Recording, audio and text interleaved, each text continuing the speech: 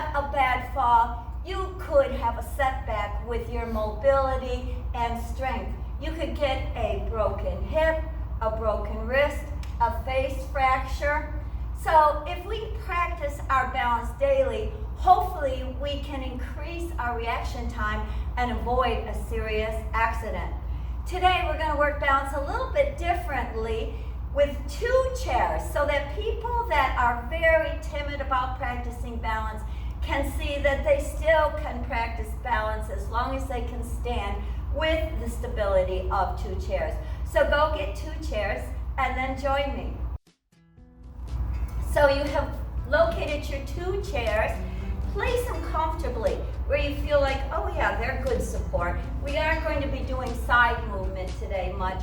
So just get them where your arms feel comfortable, because we're going to start very simply. We are going to start by stretching that ankle, because we are going to be talking and pull this knee up a little bit about how ankle strength plays into balance. I know that because I have a grumpy ankle. So all I'm doing is lifting that knee up from this heel position. And once I feel comfortable with that, I'm going to either just do fingers on the chair, or 1 finger, or no fingers, and test your balance. Now remember, if you're wobbling, that's part of the practice. Getting off balance to stimulate those balance reflexes and knowing when to grab the chair. We're going to do the other side. Now this side is my grumpy ankle, so you're going to see a little wobbliness.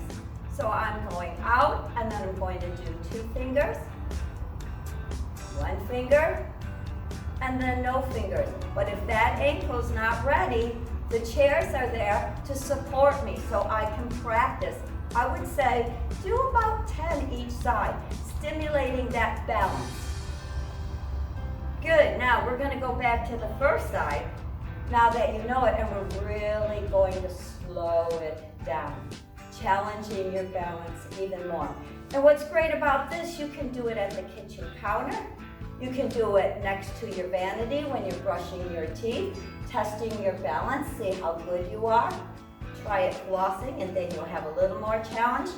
After you've done about 10, see if you can hold this, say 5 seconds or more. Now on my grumpy side, same thing. I'm going to start slowing it down, trying to challenge my balance, 2 fingers on the chair, and then 1 finger, slowing it down more, challenging the stability of that ankle. And as it's wiggling, it's actually helping strengthen it. And when you're ready, see if you can hold it up there 5 seconds, grab the chair if you need to, more, whatever works best. Because of our ankles needing a lot of strength to help keep us centered and balanced, we're going to work those ankles a little bit for mobility and strengthening them. So I want you to just simply rock forward on the balls of your feet, not all the way to the ends of your toes, just the balls of your feet, and pick up those heels. And same thing, when you're ready, just 2 fingers on that chair. And start to slow it down. So where you're going with 1 finger, you'll feel these ankles working.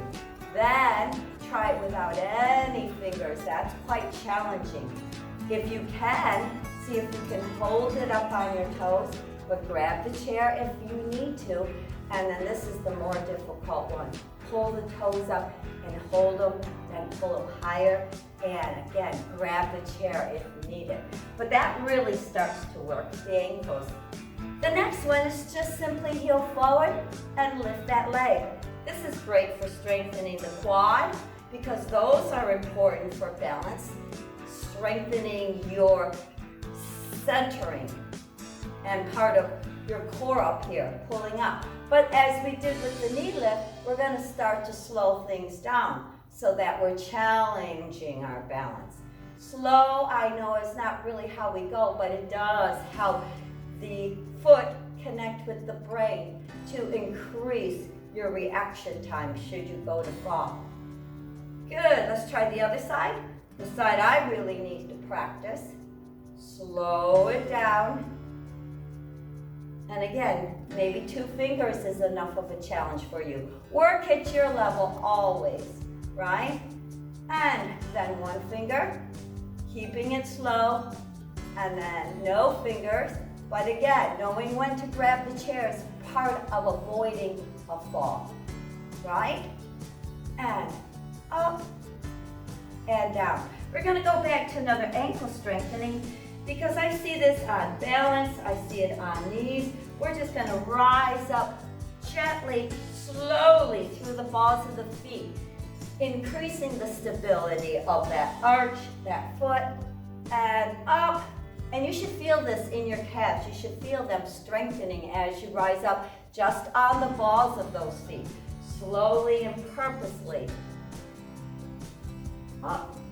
And let's add a little bend just to stretch our calves. And come up and rise up. And again, if you're starting to feel like, yeah, I feel planted into the ground, let go of the chair and try to rise up and go down.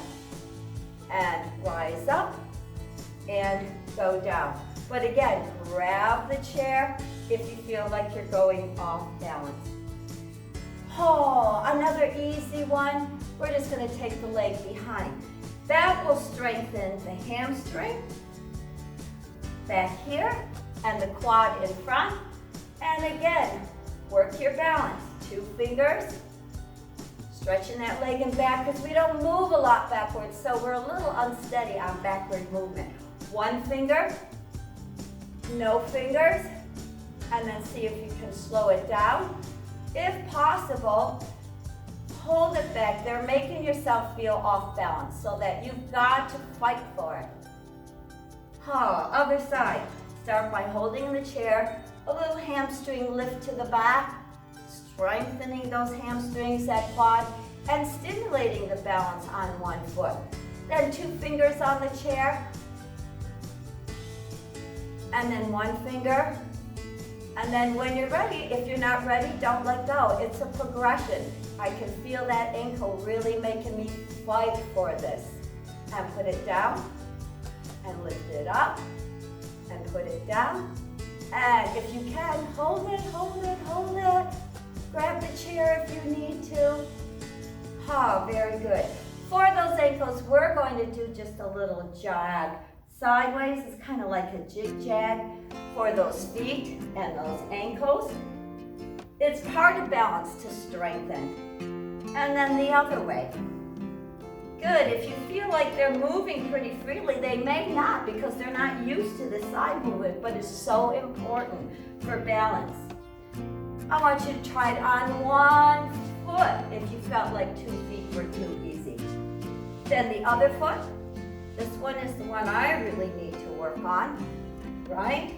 Back and forth. So, as I said, just 5 minutes a day will help you, should you stub your toe, be able to have your balance kick in and catch yourself. But it won't happen on its own. So I hope you'll take 5 minutes a day or at least every other day, a couple times a week, to stimulate those balance reflexes. Here's to feeling good.